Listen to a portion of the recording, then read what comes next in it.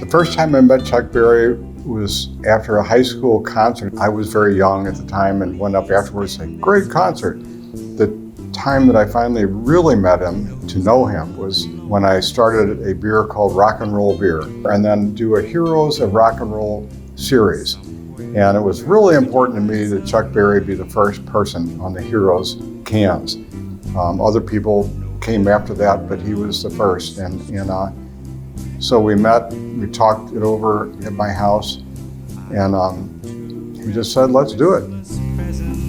I think he just enjoyed my openness, and I don't know, a trust built up. It's hard to build up trust and become real friends with people through the years.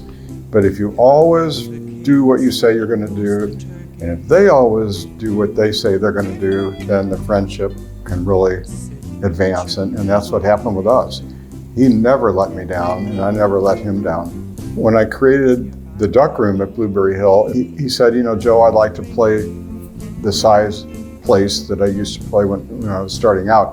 The first few concerts were in the Elvis Room at Blueberry Hill because the Duck Room was still under construction and getting built. I lowered the floor 3.5 feet to make sure there were 10-foot high ceilings and a big stage where he could really do the duck walk for 20 feet if he wanted to. It was fun seeing him in the Elvis Room because the ceilings were only 7 feet, and if he didn't watch out, he could hit his head on the beams. But then the Duck Room opened to great acclaim.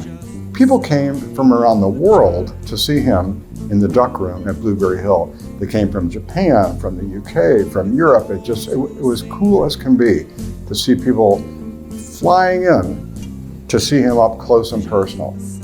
Magical. Every concert stood out big time. The ones that just floored me in a positive way were when he would be performing and maybe 30 minutes into the concert doing rock and roll, Chuck Berry songs, he would just stop and recite poetry. How special was that?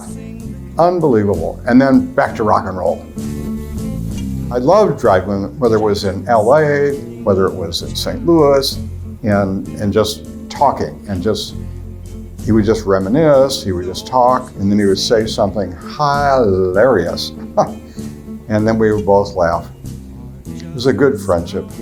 I hope future generations realize that he was the one that started it all. He really did. He took R&B and country. He used to listen to country stations too when he was growing up, and melded them all together, and that beat, and combined that with the choreography, the live performances, which no one had done in a meaningful way, I don't think. I hope they realize that he influenced every performer after that. You can talk to all sorts of people that were influenced by the great Chuck Berry, and he really was that great. And I hope the future generations realize he was that great.